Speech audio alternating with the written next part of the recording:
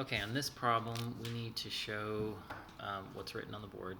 So that expression is convergent for all x contained on the set of all real numbers.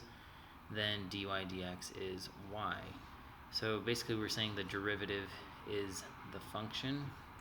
And from our work with derivatives, you should be able to think about which function that is. I'm not going to spoil it just in case you don't know that.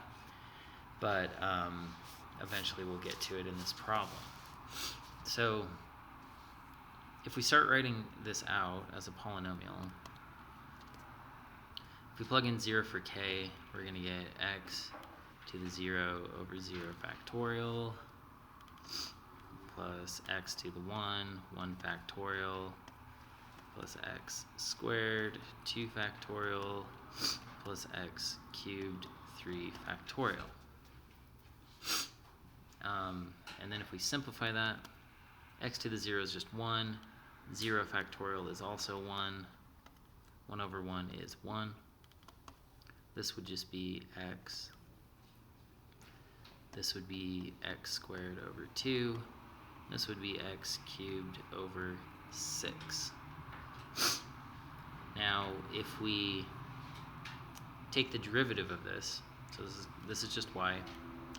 If we take the derivative of both sides, we get dy dx. Derivative of 1 is 0. Derivative of x is 1. Derivative of this, we would bring the 2 down. 2's would cancel, so it's just x. Bring the 3 down, and it would cancel and leave a 2 on the bottom, etc. Now, we should be able to see that this is the same thing as this. The 0 doesn't matter, and if we were to go to one more term, we would add this into the mix, and so therefore this is equal to the thing we started with,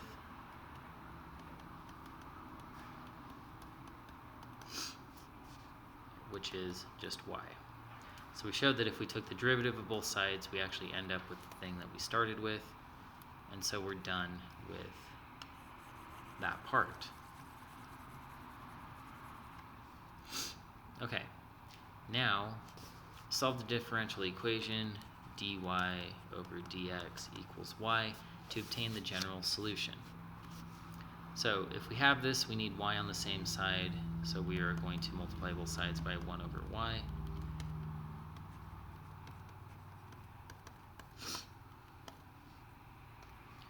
We integrate with respect to x. Those cancel.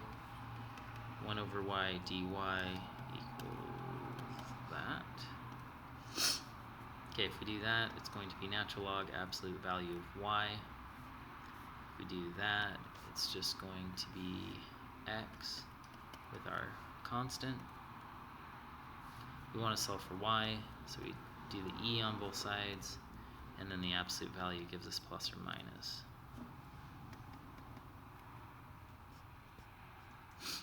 Okay. And then we can rewrite this as a e to the x, where a is equal to plus or minus e to the c. Now we've done that on a bunch of videos, so I'm not going to explain it. Hopefully you've seen me do that on a previous video if you didn't understand what I did. Alright. Now the next thing we need to do, this is part C. It wants us to prove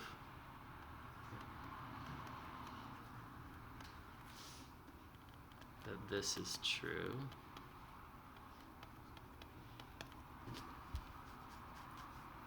Okay, using that general solution.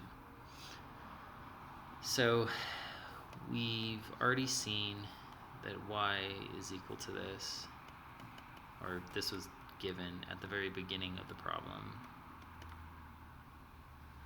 Okay, and it's a solution to the differential equation for all real numbers. Okay, Now, through the two problems that we've done, we've seen that y equals this, oops, which is just rewriting what I just wrote, and then this was our general solution. Okay, now we're going to look at x equals 0, and when we do that, we can plug it in, and so we're going to get like x, so this would basically become 0 to the k factorial, something like that. Now, let's forget about k equals 0 just for a second. So if we start with k equals 1, we're going to get 0 to the 1 over 1 factorial plus 0 to the 2 over 2 factorial plus 0 to the 3 over 3 factorial plus 0 to the 4 over 4 factorial, etc. Now all these are just going to go to 0, and so the answer would be 0. Now, we do need to worry about this one, and this is kind of weird because there's a little bit of debate on this first term. So 0 to the 0 over 0 factorial. Now we know 0 factorial is just 1, and divided by 1 doesn't do anything. So really, the answer to this, like what our y value is just dependent on whatever 0 to the 0 is. Now if you do a quick search, like on Google, it's going to just spit out that this is equal to 1. You may find some discussion about it being indeterminate, but remember, we're thinking about like what it approaches. Now, we know that x to the 0 is 1, and this definition for x to the 0 is generally based on division of like x to the a over x to the a, which a minus a is 0. Now, if those x's were 0, we shouldn't really be talking about division. And so I was able to find something that was like, let's see, what was it? E to the 0 equals 1, something like this. And then if we took the natural log of both sides, that would be 0 equals natural log of 1. So actually, like any log, so it could be log base 10 of 1, log base 3 of 1, log base 5 of 1, natural log of 1. All of these are equal to 0. And so no matter what that base is, like if we take that any further, like this one, in equivalent exponential form would be e to the 0 equals 1.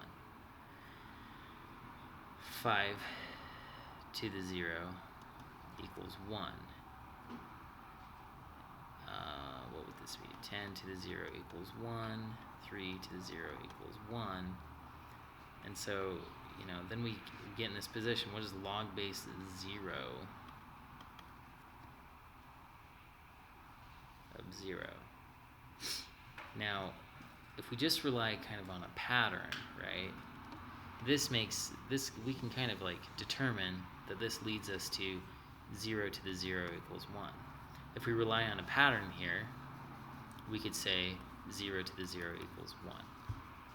So I don't know if that technically constitutes a proof, but we've shown two ways that this pattern is suggesting that 0 to the 0 is 1, and so we're going to go with that explanation.